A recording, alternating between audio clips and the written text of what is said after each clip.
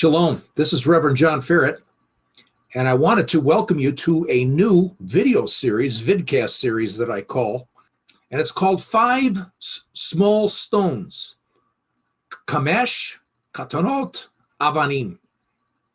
These are going to be short 5-minute lessons, and we're going to put the Bible back into its historical perspective. And 5 minutes, barring the beginning and the ending of the video itself. But why 5 small stones? What's kind of the background behind this? Come, let's go see. I want to take you to a place in the foothills of Israel.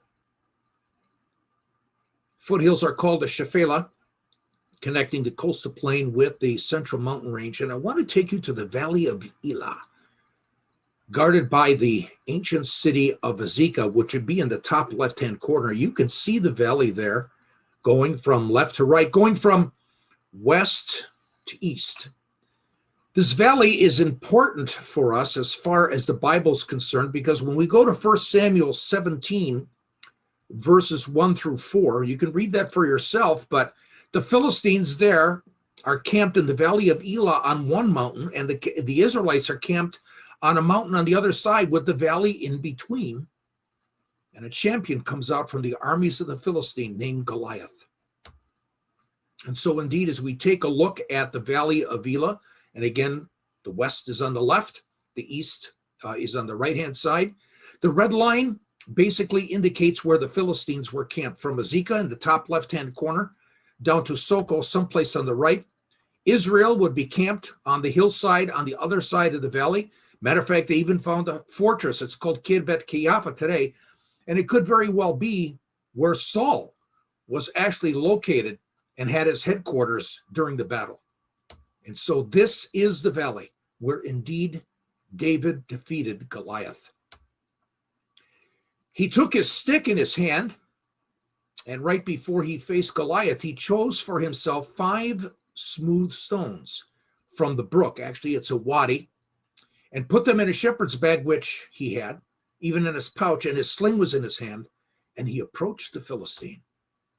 This is the wadi. This is the actual dry riverbed where David actually picked up those stones.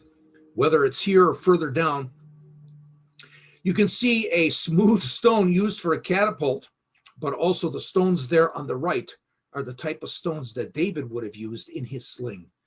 5 small stones, 5 small stones. So right there in that wadi that you can visit today, David picked those stones to defeat the evil, mighty Goliath. Amazing. 5 stones that God used. So in 1 Corinthians chapter 1, 27 to 29, we read that God has chosen the foolish things of the world to shame the wise. God has chosen the weak things of the world to shame the things which are strong. And the base things of the world and the despised God has chosen, and the things that are not, so that he may nullify the things that are, so that no man may boast before God. So I think you can see where I'm getting this idea of the 5 stones. For David, it was 5 smooth stones. And for this vidcast series, it's 5 small stones, each minute to be considered a stone that God can use, so that he can help us understand the truth that sets us free, like the stones that he gave David to defeat the evil Goliath, so we disciples can live in such an evil and difficult days as today. So again, I will see you in episode 2. Shalom.